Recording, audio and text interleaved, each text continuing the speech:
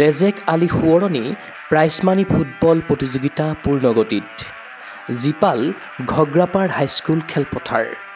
গুৰেশ্বৰ town ক্লাবক হৰুৱাই ছেমিত মানস পন্থাৰ। দ্বিতীয় quarter ফাইনেলত ডিমাকুছী ছানৰাইজ FC আৰু RJ একাডেমী ৰঙিয়া।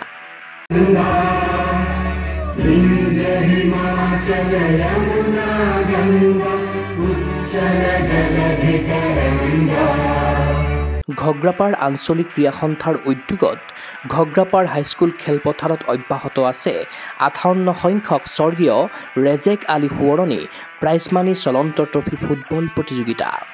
এই প্ৰতিযোগিতাৰ বুধবাৰে অনুষ্ঠিত প্ৰথমখন কোৱাৰ্টাৰ ফাইনেলত মানস পন্থাৰ স্পৰ্টছ ক্লাবে গুৰেশ্বৰ টাউন ক্লাবক 2-1 গলত পৰাজিত কৰি ছেমিফাইনেলত প্ৰৱেশ কৰে।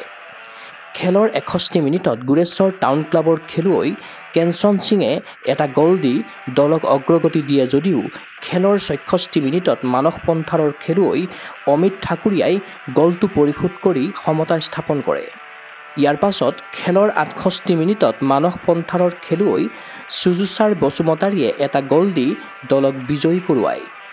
ইফালে মেচ কমিছনাৰ দীপক কুমাৰ দাসৰ তত্বাৱধানত খেলখন পৰিচালনা কৰে নৱজিৎ কলিতা, ধ্ৰুৱজ্যোতি কলিতা, ভূপেন তালুকদাৰ আৰু মতিফুল আলীয়ে। আনহাতে অহা 20 ছেপ্টেম্বৰত দ্বিতীয়খন কোৱাৰ্টাৰ ফাইনেলত অংশগ্ৰহণ কৰিব ডিমাকুছী ছানৰাইজ FC আৰু RJ একাডেমী ৰঙিয়াই। নলবাৰীৰ পৰা দীপক কুমাৰ দাসৰ প্ৰতিবেদন গুগল স্পৰ্টছ এনি।